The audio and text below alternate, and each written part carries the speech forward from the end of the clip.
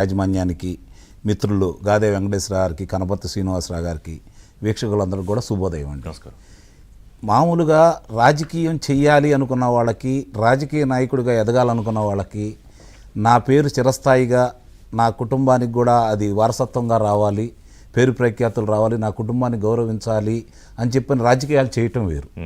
వీళ్ళు మీరు గమనించుకోండి, వైఎస్ రాజశేఖర రెడ్డి కొడుకుగా ఇతను జగన్మోహన్ రెడ్డి ప్రపంచంలో 3 మనస్తత్వాలు ఉన్న రాజకీయ నాయకుడు ఎవరు లేరు. ముఠా నాయకుడు, వ్యాపారస్తుడు, రాజకీయ నాయకుడు, ఫ్యాక్షనిస్ట్ కదా. ఈ 3 కలిపిన ఏకైక నాయకుడు ఎవరైనా ఉన్నారంటే జగన్మోహన్ రెడ్డి. అవునా? సో అదొక కొత్త ప్రత్యేకమైన క్వాలిఫికేషన్. నిస్సందేహంగా చెబుతున్నాను. ఇప్పుడు ఇంకెవరైనా చూడండి, మీరు ఎవ్వరు లేరు, ప్రపంచ చరిత్రలోనూ లేరు.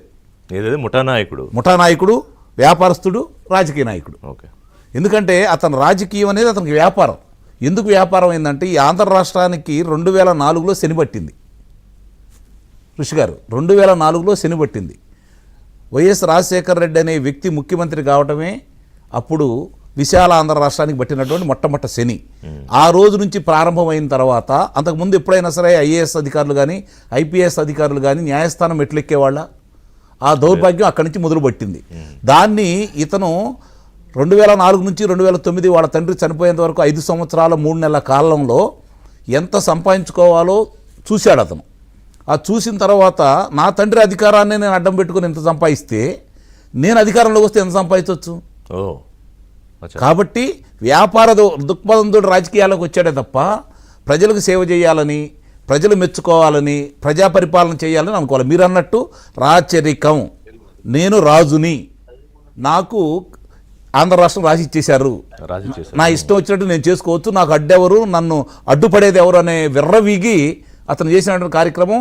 30 సంవత్సరాలు మేమే అధికారంలో ఉంటాం, 151 స్థానాలు వచ్చినాయి కదా, నేను ఏం చేసినా చెల్లుబాటు అయింది. రెండోది, నా మనస్తత్వం ఏంటో తెలుసు కాబట్టి వాళ్ళు ఒకటే అనేవారు, ఎప్పుడు మాట్లాడినా 151 ఉన్నాయి, మహా అయితే 50-60 ఓడిపోయినా ఏమవుతుంది, అదే కదా. అంటే కాన్ఫిడెన్స్ చూపించారు. అట్లా కాదు, మీరు పొరపాటు పడుతున్నారు. అట్లా అనుకోవాలి వాళ్ళు, ఎప్పుడు అట్లా అనుకోలేదు ఋషి గారు. వాళ్ళు ఏమనుకున్నారంటే అసలు ఓట్లు వేసేది ఎవడు, ఓట్లు వేయటానికి ఎవరు రాణిస్తాం మా వాళ్ళని తప్ప, ఇలాంటి వాళ్ళందరూ మేము తయారు చేస్తాం కదా, ఆ విధంగా అనుకున్నారు తప్ప ఆంధ్ర రాష్ట్ర ప్రజల గురించి చాలా తక్కువ అంచనా వేశారు వాళ్ళు. ఇవాళ కాదు, స్వాతంత్ర పోరాటం నుంచి కూడా ఆంధ్ర రాష్ట్ర ప్రజలు ఏ విధంగా ఎంత తెలివిగా చేస్తారో వాళ్ళకి అర్థం కావట్లేదు.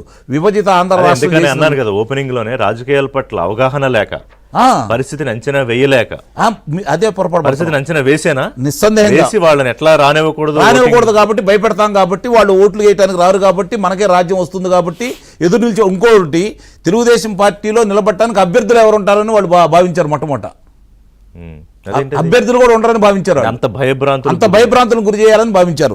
ఈ రోజు చూసుకుంటా ఉంటే అనిల్ కుమార్ యాదవ్ వాళ్ళ మంత్రి ఏం మాట్లాడాడు, బుల్లెట్ దిగిందా లేదా, ఎప్పుడు వచ్చావని కాదు, బుల్లెట్ దిగిందా లేదా, ఈ విధంగా మాట్లాడుకుంటూ వచ్చాడు. మీరు అన్నారు కాబట్టి ఒకసారి అనిల్ ఆయన కూడా ఛాలెంజ్ విసిరాడు, తొడలు కొట్టాడు. రాజకీయాల నుంచి శాశ్వతంగా తప్పుకుంటానన్నాడు అనిల్. బయట ఎక్కడో ఉండి ఒక డ్రోన్ ని పంపించి ఎక్కడో ఉన్న చిన్న చిన్న అవతలున్న ఖాళీ స్థలాలు చూపించి ఈ సభలో జనాలు లేరు ఖాళీ అని చెప్పి ఎక్కడో ఇంట్లో దాక్కొని ట్వీట్ పెట్టడం కదా, నువ్వు అమ్మకి పుట్టడం మగాడు అయితే రా, ఇక్కడ లక్షలాది మంది సాక్షులు సాక్షిగా తొక్కుతాం బిడ్డ ఇక్కడ.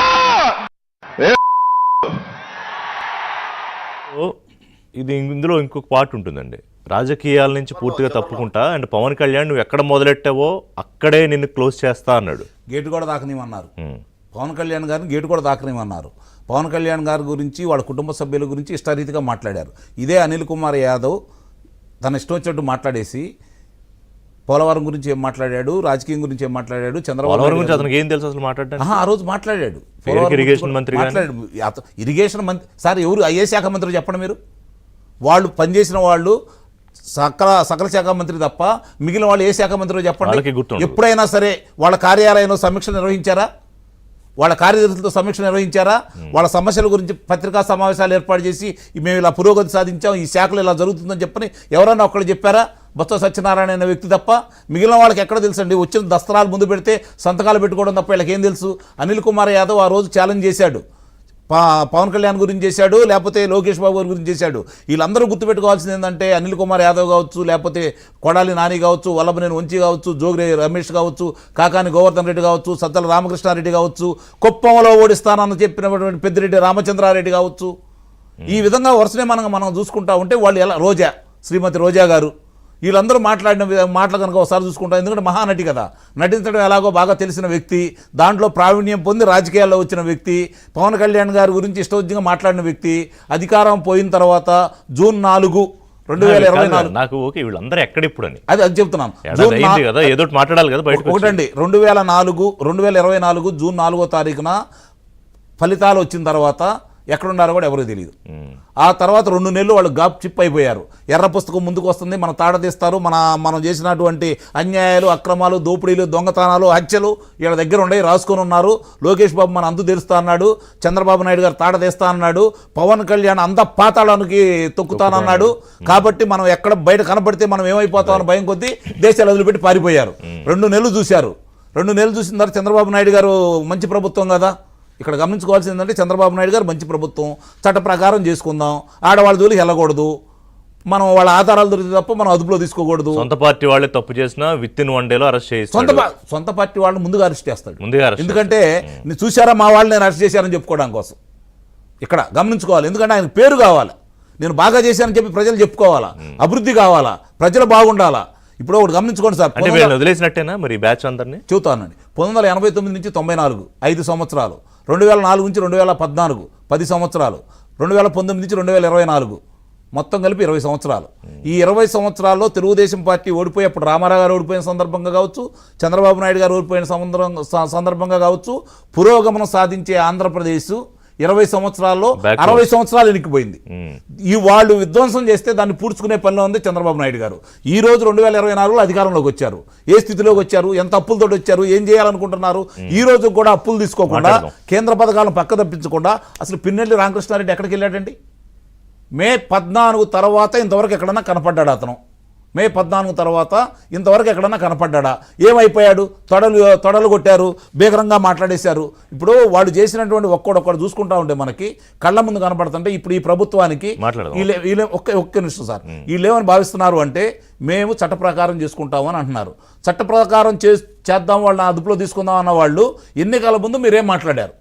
ప్రజలు మిమ్మల్ని ఎందుకు గెలిపించారు? ప్రజలకి జగన్మోహన్ రెడ్డికి జరిగిన యుద్ధంలో మా నాయకుడు ఎవరు, ఈ రాష్ట్రాన్ని ఎవరు బాగు చేస్తారు? మంచి పాయింట్ లేవనెత్తారు. ఎందుకంటే మంచి పాయింట్ లేవనెత్తారు వెంకటేశ్వర గారు. ఇదే